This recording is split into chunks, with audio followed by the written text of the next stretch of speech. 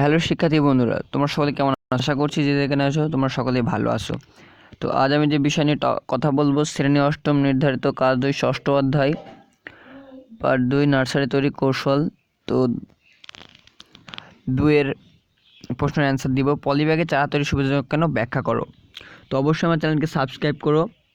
এমন এসএসসি তো এই জিএসসির যে তোমাদের রেজাল্ট হবে অবশ্যই আমি তুলে ধরবো তোমাদের সামনে কীভাবে রেজাল্টটা নিবে।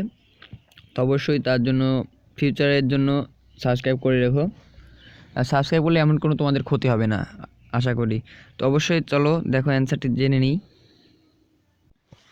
তো ভিউয়ার্স, এটা হচ্ছে অ্যান্সার 2 নম্বর প্রশ্নের উত্তর। যে নার্সারিতে পলিব্যাগে চারা উৎপাদন করা হয় তাকে পলিব্যাগ নার্সারি বলে। নানা ধরনের ফল ও বনজ গাছের চারা উৎপাদনের জন্য সরাসরি বীজ অথবা অঙ্কুরিত বীজ পলিব্যাগে বপন করা হয়।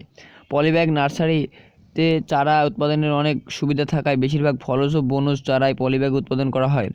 পলিব্যাগ নার্সারিতে চারা উৎপাদনে করার সুবিধাগুলো হচ্ছে: মজবুত ও দীর্ঘস্থায়ী, যে কোনো মাপের এবং ঘনত্বের তৈরি করা যায়, হালকা ও সহজে পরিবহন করা যায়, পলিব্যাগে চারা রোপণ করা সহজ ও মৃত্যু হার কম, পলিব্যাগে উৎপাদিত চারার পরিচর্যা করা সহজ, পলিব্যাগে চারা বহন করা সহজ এবং পরিবহনের চারার কোনো রূপ ক্ষতি হয় না।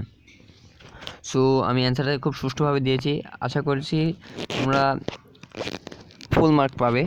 তো অবশ্যই আমার চ্যানেলকে সাবস্ক্রাইব করে রেখো, ফিউচারের জন্য কাজে লাগবে, কথা দিলাম। আর এতক্ষণ সময় দেওয়ার জন্য তোমাকে ধন্যবাদ। আজ এটুকুই।